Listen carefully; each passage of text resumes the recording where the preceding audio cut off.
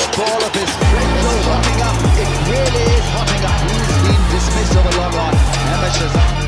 ವೀಕ್ಷಕರೇ, ಯಾವುದೇ ಆಟದಲ್ಲಿ ಸೋಲು ಗೆಲುವು ಇದ್ದದ್ದೇ. ಆದ್ರೆ ಎಷ್ಟು ಸಲ ಆಟವನ್ನು ಆಡುವಾಗ ಆಟಗಾರರು ತಾಳ್ಮೆ ಹಾಗೂ ಸಂಯಮವನ್ನು ಕಳೆದುಕೊಂಡು ವರ್ತಿಸೋದು ಅತ್ಯಂತ ಸಹಜ.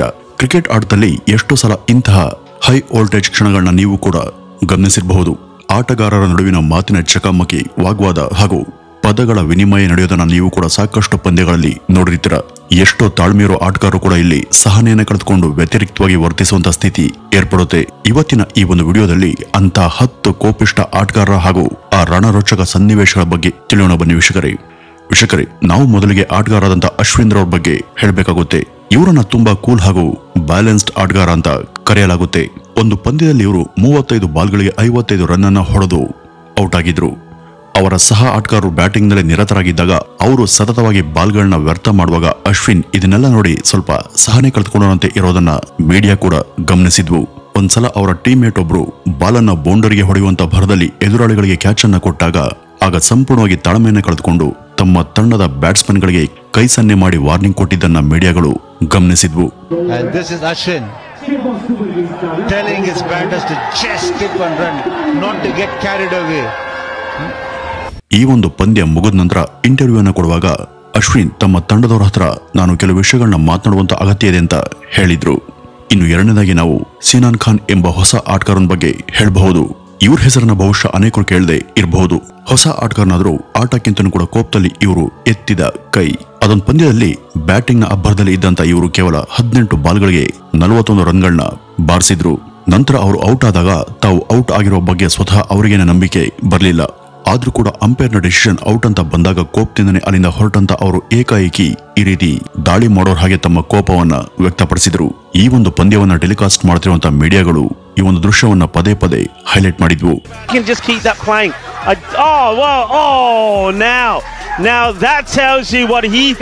ಇನ್ನು ಒಂದು ಹಳೆಯ ಟೆಸ್ಟ್ ಪಂದ್ಯವೊಂದರಲ್ಲಿ ಪಾಕಿಸ್ತಾನಕ್ಕೂ ಹಾಗೂ ಇನ್ನೊಂದು ಟೀಮ್ ನಡುವೆ ಹಣಾಹಣಿ ನಡೀತಾ ಇತ್ತು. ಈ ಒಂದು ಸಮಯದಲ್ಲಿ ಜಾವೇದ್ ಅನ್ನುವಂತ ಬ್ಯಾಟ್ಸ್ಮನ್ ಬ್ಯಾಟಿಂಗ್ ಮಾಡ್ತಾ ಇದ್ರೆ ಅವ್ರಿಗೆ ಎದುರಾಗಿ ಎದುರು ತಂಡದ ಡೆನ್ನಿಸ್ ಅನ್ನೋರು ಬೋಲ್ ಮಾಡ್ತಿದ್ರು. ಈ ಡೆನ್ನಿಸ್ ರವರು ಈ ಜಾವೇದ್ ಬಾರಿಸಿದಂತ ಬಾಲ್ ನ ನಿರೀಕ್ಷೆಯಲ್ಲಿದ್ದಾಗ ರನ್ ಅನ್ನ ಹೊಡೆದು ಆ ಕಡೆ ಓಡ್ ಬಂದಂತ ಜಾವೇದ್ಗೂ ಹಾಗೂ ಡೆನ್ನಿಸ್ಗೂ ತಿಳಿಯದೆ ಅಚಾನಕ್ ಆಗಿ ಪರಸ್ಪರ ಡಿಕ್ಕಿಯಾಯಿತು. ಇದರಿಂದ ಇಬ್ರು ಕೂಡ ಆ ಒಂದು ಕ್ಷಣಕ್ಕೆ ತಾಳ್ಮೆಯನ್ನ ಕಳೆದುಕೊಂಡಿದ್ರು.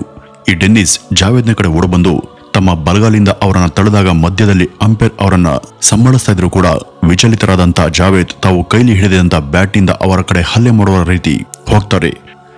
ಇನ್ನು ಇಂಥ ರೋಚಕ ಕ್ಷಣಗಳ ಬಗ್ಗೆ ಹೇಳುವಾಗ ನಾವು IPL ಬಗ್ಗೆ ಹೇಳದೆ ಹೋದ್ರೆ ಅಷ್ಟು ಸ್ವಾರಸ್ಯ ಇರಲ್ಲ. IPL ನಲ್ಲೂ ಕೂಡ ಇಂಥ ಸಾಕಷ್ಟು ಬೆಂಕಿಯ ಕ್ಷಣಗಳು ಸೃಷ್ಟಿಯಾಗ್ತವೆ.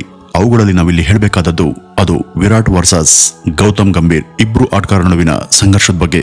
ಇವರಿಬ್ಬರ ನಡುವೆ ಮೊದಲ ಬಾರಿಗೆ 2013ರ IPL ನಲ್ಲಿ ಪರಸ್ಪರ ಮನಸ್ತಾಪ ಏರ್ಪಡುತ್ತೆ. ಆ ಸಲದ IPL ನಲ್ಲಿ ಕೋಲ್ಕತ್ತಾ ವರ್ಸಸ್ RCBಗಳ ನಡುವೆ ಪಂದ್ಯ ನಡೀತಾ ಇತ್ತು. ಈ ಒಂದು ಪಂದ್ಯದಲ್ಲಿ ಕೋಲ್ಕತ್ತಾ ತಂಡ ಒಟ್ಟು 158 ರನ್ ಅನ್ನ ಬಾರಿಸಿತ್ತು ಹಾಗೂ RCB ತಾನು ಆಡುವಾಗ 75 ರನ್ಗೆ ಇದರ ಮೊದಲ ವಿಕೆಟ್ ಉರುಳುತ್ತೆ. ಇಲ್ಲಿ ಮೊದಲು ಔಟ್ ಆಗಿದ್ದು ವಿರಾಟ್ ಕೊಹ್ಲಿ. ಇವರ ಸೋಲನ್ನ KKR ತಂಡದ ಪ್ರತಿಯೊಬ್ಬರು ಕೂಡ ತುಂಬಾ ಜೋರಾಗಿನೇ ಸೆಲೆಬ್ರೇಟ್ ಮಾಡೋದಕ್ಕೆ ಮುಂದಾದಾಗ ಅದರಿಂದ ವಿಚಲಿತರಾದಂತ ಕೊಹ್ಲಿ ಆ ತಂಡದವರ ಕಡೆಗೆ ಏಕಾಏಕಿ ನುಗ್ತಾರೆ. ಆಗ ತಕ್ಷಣ ಕೋಲ್ಕತ್ತಾ ತಂಡದ ಅಂದಿನ ನಾಯಕರಾಗಿದ್ದಂತ ಗಂಭೀರ್ ಕೂಡ ಕೊಹ್ಲಿ ಅವ್ರ ಕಡೆಗೆ ಬರ್ತಾರೆ. ಈ ಮಧ್ಯ ಇತರೆ ಆಟಗಾರರು ಅವರಿಬ್ಬರನ್ನು ಕೂಡ ತಡೆದು ಸಮಾಧಾನ ಮಾಡೋದಕ್ಕೆ ಪ್ರಯತ್ನ ಪಡ್ತಾರೆ.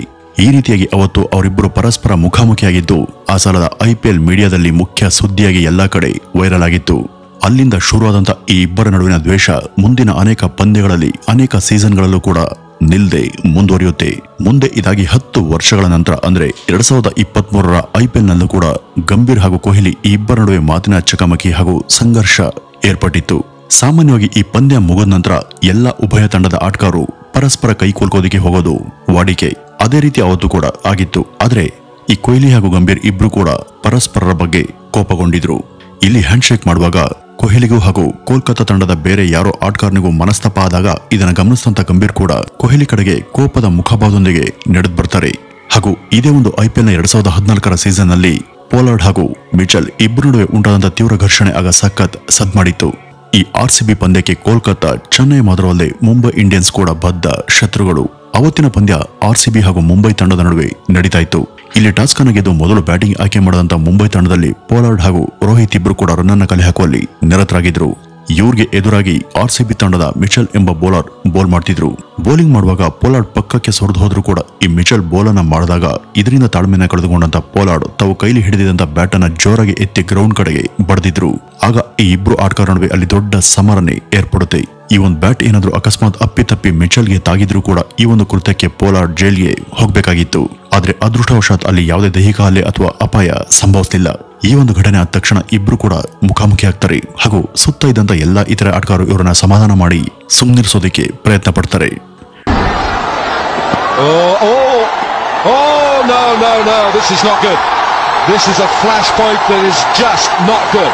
ವೀಕ್ಷಕರೇ, IPL ನಲ್ಲೂ ಕೂಡ ನಾವು ಇಂಥ ರಣ ರೋಚಕ ಕ್ಷಣಗಳನ್ನ ಸಾಕಷ್ಟು ಸಲ ನೋಡಿದ್ದೇವೆ. IPL ಆಟಗಾರರ ಬಗ್ಗೆ ಹೇಳುವಾಗ ನಾವು ರಣ ಮಾಂತ್ರಿಕ ಅಂತಾನೆ ಹೆಸರಾದಂತ ಧೋನಿ ಅವ್ರ ಬಗ್ಗೆ ಹೇಳದೆ ಹೋದ್ರೆ ಹೇಗೆ ಅಲ್ವಾ ವೀಕ್ಷಕರೇ? ಅದು 2019 IPL ನ ಸೀಸನ್. ಈ ಸಲದ ಸೀಸನ್ ನಲ್ಲಿ ಧೋನಿಗೂ ಹಾಗೂ ಅಂಪೈರ್ಗಳಿಗೂ ಮಧ್ಯ ವಾಗ್ವಾದ ನಡೆಯುವಂತ ಸಂದರ್ಭ ಎದುರಾಗುತ್ತೆ. ಅವತ್ತು ರಾಜಸ್ಥಾನ್ ವರ್ಸಸ್ ಚೆನ್ನೈ ಮ್ಯಾಚ್ ನಡೀತಾ ಇತ್ತು. ಯಾವುದೋ ಒಂದು ಬಾಲ್ಗೆ ಅಲ್ಲಿದ್ದಂತ ಅಂಪೈರ್ ನೋ ಬಾಲ್ ಕೊಡಬೇಕು ಅಥವಾ ಬೇಡವಾ ಎಂಬ ಗೊಂದಲದಲ್ಲಿದ್ದಾಗ ಅದನ್ನ ದೂರದಿಂದ ಗಮನಿಸಿದಂತ ಧೋನಿ ಸ್ವಲ್ಪ ಡಿಸ್ಟರ್ಬ್ ಆಗಿದ್ರು. ಈ ಒಂದು ಸಮಯದಲ್ಲಿ ಅವರು ಗ್ರೌಂಡ್ ನಲ್ಲೂ ಕೂಡ ಇರ್ಲಿಲ್ಲ. ಡಕ್ಔಟ್ ಆಗಿ ತಮ್ಮ ಇತರ ಆಟಗಾರರ ಜೊತೆ ಅಲ್ಲಿ ಒಂದ್ ಕಡೆ ಕೂತಿದ್ರು. ಅಂಪೈರ್ ಕೊಟ್ಟಂತ ಸೂಚನೆ ಅವ್ರಿಗೆ ಯಾಕೋ ಸರಿ ಕಾಣಿಸ್ಲಿಲ್ಲ. ಇದನ್ನ ವಿರೋಧ ಮಾಡುವಂತ ಸಲುವಾಗಿ ನೇರವಾಗಿ ಅಂಪೈರ್ ಕಡೆಗೆ ರಭಸದಿಂದ ಹೋದಂತ ಧೋನಿ ಅವ್ರ ಜೊತೆ ವಾಗ್ವಾದಕ್ಕೆ ಇಳಿದಿದ್ರು. ಒಂದ್ ವೇಳೆ ಇಲ್ಲಿ ಧೋನಿ ಅವ್ರ ಬದಲಿಗೆ ಬೇರೆ ಯಾರಾದ್ರೂ ಈ ರೀತಿ ವರ್ತನೆ ಮಾಡಿದ್ರೆ ಕ್ರಿಕೆಟ್ ಕಮಿಟಿ ಆ ಆಟಗಾರನ ಬ್ಯಾನ್ ಮಾಡ್ತಿದ್ರು. ಆದ್ರೆ ಭಾರತೀಯ ಕ್ರಿಕೆಟ್ ನಲ್ಲಿ ಧೋನಿ ಅವರದ್ದು ಪ್ರತ್ಯೇಕವಾದಂತ ಒಂದು ಹೆಸರು. ಹೀಗಾಗಿ ಅವರು ಇಂಥ ವ್ಯತಿರಿಕ್ತ ವರ್ತನೆ ತೋರಿದ್ರು ಕೂಡ ಆ ಒಂದು IPL ನಲ್ಲಿ ಅವರನ್ನ ಮನ್ನಿಸಲಾಯಿತು. ಇನ್ನು ಈ ಒಂದು ವಿಡಿಯೋ ದೃಶ್ಯವನ್ನ ಗಮನಿಸಿ. ಇಲ್ಲಿ ಬ್ಯಾಟಿಂಗ್ ಮಾಡುವಾಗ ಬೌಲರ್ ಎಸ್ತಂತ ಬಾಲು ಆ ಬ್ಯಾಟರ್ನ ಎಡಭುಜಕ್ಕೆ ತಾಗಿ ಹಿಂದ್ಗಡೆ ಇದ್ದಂತ ವಿಕೆಟ್ ಕೀಪರ್ ಅದನ್ನ ಕ್ಯಾಚ್ ಹಿಡಿತಾರೆ. ಇಲ್ಲಿ ನನಗೆ ತನ್ನ ಹೆಲ್ಮೆಟ್ ಅಡ್ಡ ಬಂತು, ಹೀಗಾಗಿ ಬಾಲ್ ಕಾಣಲಿಲ್ಲ ಅನ್ನೋದು ಆ ಬ್ಯಾಟರ್ನ ವಾದಾಗಿತ್ತು. ಆದ್ರೂ ಕೂಡ ಅವನ ಅಪೀಲ್ಗೆ ಯಾವುದೇ ಕೇರ್ ಮಾಡದಂತ ಅಂಪೈರ್ ಅದನ್ನ ಔಟ್ ಅಂತಾನೆ ಡಿಸೈಡ್ ಮಾಡ್ತಾರೆ.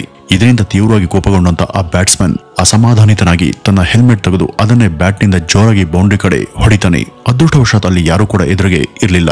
ಇಲ್ವಾದಲ್ಲಿ ಅವನು ಹೊಡೆದಂತ ಹೆಲ್ಮೆಟ್ ಯಾರ ತಲೆಯ ಮೇಲ್ ಬೇಕಾದ್ರೂ ಬೀಳುವಂತ ಸಾಧ್ಯತೆ ಇರ್ತಿತ್ತು. ಇನ್ನು ಮೆಲ್ಬೋರ್ನ್ ಸ್ಟಾರ್ಸ್ ತಂಡ ಆಡುವಾಗ ನಡೆದಂತ ಈ ಒಂದು ಘಟನೆ ಕ್ರಿಕೆಟ್ ಚರಿತ್ರೆಯಲ್ಲಿ ತುಂಬಾ ವ್ಯತಿರಿಕ್ತ ಅಂತಾನೆ ಅನಿಸ್ಕೊಂಡಿದೆ. ಆ ಸಲದ ಪಂದ್ಯದಲ್ಲಿ ಮೆಲ್ಬೋರ್ನ್ ಸ್ಟಾರ್ಸ್ ತಂಡ 146 ರನ್ಗಳನ್ನ ಕಲೆ ಹಾಕಿತ್ತು. ಇದನ್ನ ಅವರ ಪ್ರತಿಸ್ಪರ್ಧಿ ತಂಡ ಬೀಟ್ ಮಾಡಬೇಕಿತ್ತು. ತಮ್ಮ ವಿರುದ್ಧ ತಂಡದ ಆಟಗಾರನಾದ ಶಾಮಿಲ್ ಎಂಬ ಬ್ಯಾಟ್ಸ್ಮನ್ ಬ್ಯಾಟಿಂಗ್ ಮಾಡ್ತಾ ಇದ್ದಂತ ಕೊನೆಯ 2 ರನ್ ಬಾರಿಸುವಾಗ ಬ್ಯಾಟರ್ ಚೀಟ್ ಮಾಡೋದನ್ನ ನೋಡಿದಾಗ ಇದರಿಂದ ತಾಳ್ಮೆಯನ್ನು ಕಳೆದುಕೊಂಡಂತ ಆಸ್ಟ್ರೇಲಿಯಾ ತಂಡದ ಆಟಗಾರ ಶೇನ್ ವಾರ್ನ್ ಬ್ಯಾಟರ್ ಕಡೆಗೆ ಕೆಟ್ಟ ಪದದಲ್ಲಿ ಬೈಯೋದಿಕ್ಕೆ ಶುರು ಮಾಡ್ತಾರೆ. ಇದನ್ನ ಕೇಳಿಸ್ಕೊಂಡಂತ ಬ್ಯಾಟರ್ ತನ್ನ ಬ್ಯಾಟನ್ನ ಜೋರಾಗಿ ನೆಲದತ್ತ ಎಸ್ತಿದ್ರು. ಮುಂದೆ ಸೋಷಿಯಲ್ ಮೀಡಿಯಾದಲ್ಲೂ ಕೂಡ ಸಾಕಷ್ಟು ಕಡೆ ಈ ಇಬ್ರು ಆಟಗಾರರ ವಿರುದ್ಧ ಪರಸ್ಪರ ಘರ್ಷಣೆ ನಡೀತಾನೆ ಇತ್ತು.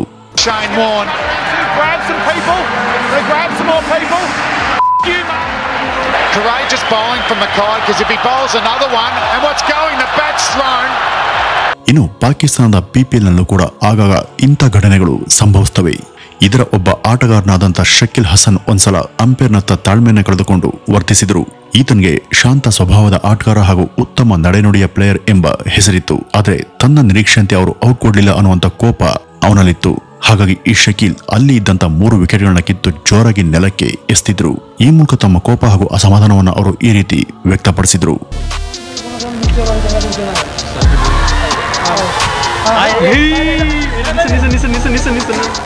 ಇನ್ನು ವೀಕ್ಷಕರೇ, ನಿಮ್ಗೆಲ್ಲ ಪಾಕಿಸ್ತಾನದ ಮುಖ್ಯ ಬ್ಯಾಟರ್ ಆದಂತ ಇಂಜಮಾಮ್ ಉಲ್ ಹಕ್ ಗೊತ್ತಿರಬಹುದು. ಇವರು ಒಂದ್ಸಾರಿ 1997ರ ಒಂದು ಟೆಸ್ಟ್ ಪಂದ್ಯಾವಳಿಯಲ್ಲಿ ಸ್ಟೇಡಿಯಂನಲ್ಲಿ ಇದ್ದಂತ ಒಬ್ಬ ಅಭಿಮಾನಿ ನಡುವೆ ತೀವ್ರವಾದಂತ ಘರ್ಷಣೆ ನಡೆದಿತ್ತು. ಈ ಒಂದು ಪಂದ್ಯ ಭಾರತದಲ್ಲಿ ಭಾರತೀಯ ತಂಡದ ವಿರುದ್ಧ ನಡೀತಾ ಇತ್ತು. ಭಾರತ ಮತ್ತು ಪಾಕಿಸ್ತಾನ್ ಪಂದ್ಯ ಅಂದ್ರೆ ಅಲ್ಲಿ ಸಾಕಷ್ಟು ಕುತೂಹಲ ಹಾಗೂ ನಿರೀಕ್ಷೆ ಇದ್ದೇ ಇರುತ್ತೆ. ಈ ಪಾಕಿಸ್ತಾನದ ಆಟಗಾರರಾದಂತ ಇಂಜಮಾಮ್ ಉಲ್ ಹಕ್ ರವರ ಒಂದೇ ಒಂದು ದೌರ್ಬಲ್ಯ ಏನಂದ್ರೆ ಇವರು ಅವರ ತಂಡದ ಬೇರೆ ಆಟಗಾರರಿಗಿಂತ ಸ್ವಲ್ಪ ದಪ್ಪ ಇದ್ರು. ಅವತ್ತಿನ ಪಂದ್ಯ ನಡೆಯುವಾಗ ಗ್ರೌಂಡ್ ನಲ್ಲಿದ್ದಂತ ಯಾರೋ ಭಾರತೀಯ ಕ್ರಿಕೆಟ್ ಅಭಿಮಾನಿ ಇವ್ರ ಕಡೆ ನೋಡ್ತಾ ಆಲು ಆಲು ಅಂತ ಬೇಕು ಅಂತಾನೆ ಜೋರಾಗಿ ಕೂಗಿದ್ರು. ಅದರರ್ಥ ಅವರು ದಪ್ಪ ಇರೋದನ್ನ ಇಲ್ಲಿ ಯಾರೋ ಒಬ್ರು ಈ ರೀತಿ ಹೇಳುವ ಮೂಲಕ ಕೆಂಡಲ್ ಮಾಡಿದ್ರು. ಇದನ್ನ ಕೇಳಿಸ್ಕೊಂಡು ಸಹನೆ ಕಳೆದುಕೊಂಡಂತ ಅವರು ತಕ್ಷಣ ಆ ವ್ಯಕ್ತಿ ಬಳಿಗೆ ಹೋಗಿ ಜಗಳಕ್ಕೆ ನಿಲ್ತಾರೆ. ಅವ್ರ ಮಾತಿನ ಇರಿಟೇಷನ್ಗೆ ಒಳಗಾದಂತ ಇಂಜಮಾಮ್ ಅಭಿಮಾನಿ ಮೇಲೆ ಹಲ್ಲೆಗೂ ಕೂಡ ಮುಂದಾಗ್ತಾರೆ. ಶುರುನಲ್ಲಿ ಯಾಕೆ ಹೀಗಾಗ್ತಿದೆ ಅಂತ ಅಲ್ಲಿದ್ದವ್ರಿಗೆ ಯಾರಿಗೂ ಗೊತ್ತಾಗ್ಲಿಲ್ಲ. ಆದ್ರೆ ಇದರ ಹಿಂದಿದ್ದಂತ ಅಸಲಿ ಕಾರಣವನ್ನ ಪತ್ತೆ ಹಚ್ಚಿದಾಗ ಇದು ಒಂದು ತಮಾಷೆ ಪ್ರಸಂಗವಾಗಿ ಅವತ್ತಿನ ಮೀಡಿಯಾದಲ್ಲಿ ಪ್ರಸಾರವಾಗಿತ್ತು. ಹಾಗೂ ಇನ್ನೊಂದು ಘಟನೆಯಲ್ಲಿ ಯಾವುದೋ ಹಳೆಯ ಟೆಸ್ಟ್ ಪಂದ್ಯವೊಂದರಲ್ಲಿ ಬ್ಯಾಟಿಂಗ್ ಮಾಡ್ತಾ ಇದ್ದಂತ ವಿದೇಶಿ ಆಟಗಾರನಾದಂತ ಡೇವಿಡ್ ಹುಕ್ ಈ ರೀತಿ ಆಟದ ನಡುವೆ ಸ್ವಲ್ಪ ತಾಳ್ಮೆಯನ್ನು ಕಳೆದುಕೊಂಡು ತಮ್ಮ ಹಿಂದೆ ಇದ್ದಂತ ವಿಕೆಟ್ ಅನ್ನ ಕಿತ್ತು ಬೇರೆ ಕಡೆ ಬಲವಂತವಾಗಿ ಬ್ಯಾಟ್ ಇಂದ ಹೊಡೆದು ಕೂರಿಸಿದ್ರು. ಎದುರು ತಂಡದ ಬೌಲರ್ಗಳು ಅವರಿಗೆ ಮೇಲಿಂದ ಮೇಲೆ ಆಫ್ ಸ್ಟಂಪ್ ಬೌಲಿಂಗ್ ಅನ್ನ ಮಾಡ್ತಾ ಇರೋದ್ರಿಂದ ಸಹನೆ ಕಳೆದುಕೊಂಡಂತ ಇವರು ಆ ವಿಕೆಟ್ ಇದ್ದಂತ ಸ್ಥಾನದಿಂದ ಅದನ್ನ ಬೇರೆ ಕಡೆ ಕೂರಿಸೋದಕ್ಕೆ ಈ ರೀತಿ ಪ್ರಯತ್ನ ಪಟ್ಟಿದ್ರು. Sit back for the home state after the break, but the constant attack wide of off stump bore the brunt of some built-up frustration. ಇನ್ನೊಂದು ಸಂದರ್ಭದಲ್ಲಿ ಪಾಕಿಸ್ತಾನ ಹಾಗೂ ಬಾಂಗ್ಲಾದೇಶ ತಂಡಗಳ ನಡುವೆ ಇದೇ ತರ ಒಂದು ಅಸಹಜ ಘಟನೆ ನಡೆದಿತ್ತು. ಪಾಕಿಸ್ತಾನ ಬ್ಯಾಟಿಂಗ್ ಮಾಡ್ತಾ ಇದ್ರೆ ಬಾಂಗ್ಲಾದೇಶದ ಶಕೀಬ್ ಎಂಬ ಬೌಲರ್ ಬೌಲ್ ಮಾಡ್ತಿದ್ರು. ಬ್ಯಾಟಿಂಗ್ ಕ್ರೀಸ್ ನಲ್ಲಿದ್ದಂತ ರಿಜ್ವಾನ್ ಬೌಲಿಂಗ್ ನ ಸಮಯದಲ್ಲಿ ಅಡ್ಡ ವರ್ತನೆ ತೋರಿದಾಗ ಇದರಿಂದ ಸಹನೆ ಕಳೆದುಕೊಂಡಂತ ಶಕೀಬ್ ಬಾಲನ ಅವರಿಗೆ ಹೊಡೆಯುವ ರೀತಿ ಕೋಪದಿಂದ ಎಸ್ತಿದ್ರು. ವೀಕ್ಷಕರೇ, ಇಂಥ ಘಟನೆಗಳು ಆಟದ ನಡುವೆ ಗ್ರೌಂಡ್ ನಲ್ಲಿ ಮಾತ್ರವಲ್ಲದೆ ಆಟ ಮುಗಿದ ನಂತರ ಮತ್ತು ಆಟ ಶುರುವಾಗೋದಕ್ಕಿಂತ ಮೊದಲೇ ಈ ಆಟಗಾರರ ನಡುವೆ ಸಾಕಷ್ಟು ಸಲ ನಡೀತವೆ. ಅದೇ ತರ ಒಂದ್ಸಲ ಆಸ್ಟ್ರೇಲಿಯಾ ಹಾಗೂ ಸೌತ್ ಆಫ್ರಿಕಾ ತಂಡದ ನಡುವೆ ಇಂಥ ಒಂದು ಘಟನೆ ನಡೆದಿತ್ತು. ಇಲ್ಲಿ ಆಟಗಾರರು ಡ್ರೆಸ್ಸಿಂಗ್ ರೂಮ್ ನಲ್ಲಿದ್ದಾಗ ಅವ್ರ ನಡುವೆ ಸಂಘರ್ಷ ಏರ್ಪಡ್ತವೆ. ಮುಖ್ಯವಾಗಿ ಇಲ್ಲಿ ಆಟಗಾರರಾದಂತಹ ಡೇವಿಡ್ ಹಾಗೂ ಕ್ವಿಂಟನ್ ಈ ಇಬ್ಬರ ನಡುವೆ ಏನೋ ಮನಸ್ತಾಪ ಉಂಟಾಗಿತ್ತು. 2018ರಲ್ಲಿ ಈ ಡೇವಿಡ್ ವಾರ್ನರ್ ಆಟದ ನಡುವೆ ಏನೋ ಚೀಟಿಂಗ್ ಮಾಡಿದ್ರು ಅನ್ನೋದನ್ನ ಪತ್ತೆ ಹಚ್ಚಿದಂತ ಕ್ರಿಕೆಟ್ ಕಮಿಟಿ ಅವರನ್ನ ಅದೇ ವರ್ಷ ಬ್ಯಾನ್ ಕೂಡ ಮಾಡಿತ್ತು. ಸೌತ್ ಆಫ್ರಿಕಾ ತಂಡದ ವಿರುದ್ಧ ಆಡುವಂತ ಪಂದ್ಯದ ನಡುವೆ ವಾರ್ನರ್ ಕ್ವಿಂಟನ್ಗೆ ಏನೋ ಶಬ್ದ ಪ್ರಯೋಗ ಮಾಡಿದಾಗ ಅದರಿಂದ ಸುಮ್ಮನಾಗದಂತ ಕ್ವಿಂಟನ್ ಡೇವಿಡ್ಗೆ ಅವನದೇ ಭಾಷೆಯಲ್ಲಿ ಸರಿಯಾಗಿ ಉತ್ತರವನ್ನ ಕೊಟ್ಟಿದ್ರು. ಹಾಗೂ ಇದು ಅಲ್ಲಿಯ ವಿನ್ಸನ್ ಆಫೀಸ್ನ ಸಿಸಿ ಕ್ಯಾಮೆರಾದಲ್ಲೂ ಕೂಡ ಸರಿಯಾಗಿತ್ತು. ಒಂದ್ಸಲ ಇಂಗ್ಲೆಂಡ್ ಹಾಗೂ ವೆಸ್ಟ್ ಇಂಡೀಸ್ ನಡುವೆ 3ನೇ ODI ಪಂದ್ಯದ 4ನೇ ಇನ್ನಿಂಗ್ಸ್ ನಡೀತಾ ಇತ್ತು. ಇಲ್ಲಿ ಆಟದ ನಡುವೆ ಫೀಲ್ಡಿಂಗ್ ಅನ್ನ ಮಾಡ್ತಿದ್ದಂತ ವೆಸ್ಟ್ ಇಂಡೀಸ್ ತಂಡದ ಅನ್ಸಾರಿ ಎಂಬ ಪ್ಲೇಯರ್ಗೆ ಎದುರಾಳಿಯವರು ಏನೋ ಬೇಜಾರು ಮಾಡಿದಾಗ ಇದರಿಂದ ವಿಚಲಿತರಾದಂತ ಅವರು ಎದುರು ತಂಡದವರ ವಿರುದ್ಧ ಶಬ್ದ ಪ್ರಯೋಗವನ್ನ ಮಾಡಿ ಕೊನೆಗೆ ಅಲ್ಲಿ ನಿಲ್ಲಾರದೆ ಆಟದ ನಡುವೆ ಎದ್ದು ಪೆವಿಲಿಯನ್ ಕಡೆಗೆ ಹೋಗ್ತಾರೆ. ಈಗ ವಿಧಿ ಇಲ್ಲದೆ ವೆಸ್ಟ್ ಇಂಡೀಸ್ ತಂಡದಲ್ಲಿ 11 ಜನರ ಬದಲಿಗೆ 10 ಜನ ಆಟಗಾರರು ಮುಂದಿನ ಕೆಲ ಓವರ್ಗಳವರೆಗೂ ಫೀಲ್ಡಿಂಗ್ ನಡೆಸುವಂತ ಸ್ಥಿತಿ ಅಲ್ಲಿ ನಿರ್ಮಾಣವಾಗುತ್ತೆ. ಆದರೆ ನಂತರ ತಮಗೆ ತಾವು ಸಮಾಧಾನವನ್ನು ಮಾಡಿಕೊಂಡಂತ ಅವರು ವಾಪಸ್ ಪಂದ್ಯಕ್ಕೆ ಹಿಂದಿರುಗಿದ್ರು. ಇನ್ನು ಭಾರತ ಹಾಗೂ ಆಸ್ಟ್ರೇಲಿಯಾ ತಂಡದ ನಡುವೆ ಇಂಥ ರೋಚಕ ಸನ್ನಿವೇಶಗಳು ತುಂಬಾ ಸಲ ಏರ್ಪಟ್ಟಿವೆ. ಒಂದ್ಸಾರಿ ODI ಪಂದ್ಯದಲ್ಲಿ ಭಾರತೀಯ ಬೌಲರ್ಗಳು ಮಾಡದಂತ ಒಂದು ಬೌಲಿಂಗ್ ನಲ್ಲಿ ಅದು ಔಟ್ ಆಗಿದ್ರು ಕೂಡ ಅವರ ಅಪೀಲ್ ಅನ್ನ ಪರಿಗಣಿಸಿದಂತ ಅಂಪೈರ್ ಅದನ್ನ ನಾಟ್ ಔಟ್ ಅಂತಾನೆ ಘೋಷಣೆ ಮಾಡ್ತಾರೆ. ಇದರಿಂದ ಯಾಕೋ ಸಮಾಧಾನ ಆಗದಂತ ಕೊಹ್ಲಿ ಅವ್ರ ಕಡೆಗೆ ಬಂದು ತಮ್ಮ ಅಪೀಲ್ ಅನ್ನ ಮೇಲಿಂದ ಮೇಲೆ ಪ್ರಶ್ನೆ ಮಾಡ್ತಾರೆ. ಕಂಪ್ಯೂಟರ್ ರಿವ್ಯೂನಲ್ಲೂ ಕೂಡ ಅದು LBW ಅಂತ ಸ್ಪಷ್ಟವಾಗಿ ತೋರಿಸ್ತಾ ಇತ್ತು. ಆದ್ರೂ ಕೂಡ ಇದನ್ನ ಪರಿಗಣಿಸಲಿಲ್ಲ. ಹಾಗಾಗಿ ಅಲ್ಲಿನ ಮ್ಯಾನೇಜ್ಮೆಂಟ್ ವಿರುದ್ಧ ಕೊಹ್ಲಿ ಸ್ಥಳದಲ್ಲಿ ಕಿಡಿಕಾರ್ತಾರೆ. ತಮಗೆ ರಿವ್ಯೂ ಕೇಳುವಂತ ಹಕ್ಕನ್ನ ಕಿತ್ಕೊಂಡಿದ್ದು ಹಾಗೂ ತಾವು ಮಾಡದಂತ ಮನವಿಯನ್ನ ಗಮನಹರಿಸದೆ ಈ ರೀತಿ ತಿರಸ್ಕರಿಸಿದ್ದು ಯಾಕೋ ಅವ್ರಿಗೆ ಸ್ವಲ್ಪ ಕೂಡ ಸರಿ ಕಾಣಲಿಲ್ಲ. ಈ ಕೊಹ್ಲಿ ಯಾವುದೇ ಇಂಥ ವ್ಯತಿರಿಕ್ತ ಪ್ರತಿಕ್ರಿಯೆಯನ್ನ ಒಪ್ಕೊಳ್ಳಲ್ಲ. ಅವ್ರಿಗೆ ಏನಾದ್ರೂ ಅದು ಸರಿ ಕಾಣಿಸ್ತಿಲ್ಲ ಅಂದ್ರೆ ತಕ್ಷಣ ಅದರ ವಿರುದ್ಧ ಮಾತನಾಡ್ತಾರೆ. ಆದ್ರಿಂದನೇ ಅವರನ್ನ ಅಲ್ಲೇ ಡ್ರಾ ಅಲ್ಲೇ ಬಹುಮಾನ ಕೊಡುವಂತ ಬೆಂಕಿ ಆಟಗಾರ ಅಂತ ಜನ ಕರೆಯೋದು. ವೀಕ್ಷಕರೇ, ಇಂಥ ಘಟನೆ ಬಗ್ಗೆ ಹೇಳ್ತಾ ಹೋದ್ರೆ ಇವುಗಳ ಲಿಸ್ಟ್ ಅಲ್ಲಿ ಇನ್ನೂ ಕೂಡ ಸಾಕಷ್ಟು ಇವುಗಳ ಲಿಸ್ಟ್ ಬೆಳಿತಾನೆ ಹೋಗುತ್ತೆ. ಹಾಗಾಗಿ ಇವತ್ತಿನ ಈ ಒಂದು ವಿಡಿಯೋವನ್ನ ಇಲ್ಲಿಗೆ ನಿಲ್ಸೋಣ. ಇನ್ನು ನಿಮ್ಗೆ ಗೊತ್ತಿರುವಂತ ಇಂಥ ವಿಷಯಗಳು ಬೇರೆ ಏನಾದರೂ ಇದ್ರೆ ಅಂಥವುಗಳನ್ನ ಕಮೆಂಟ್ ನ ಮೂಲಕ ತಿಳಿಸಿ ಅಂತ ಹೇಳ್ತಾ ಈ ಒಂದು ವಿಡಿಯೋವನ್ನ ಇಲ್ಲಿಗೆ ಮುಗಿಸೋಣ. ನಮಸ್ಕಾರ.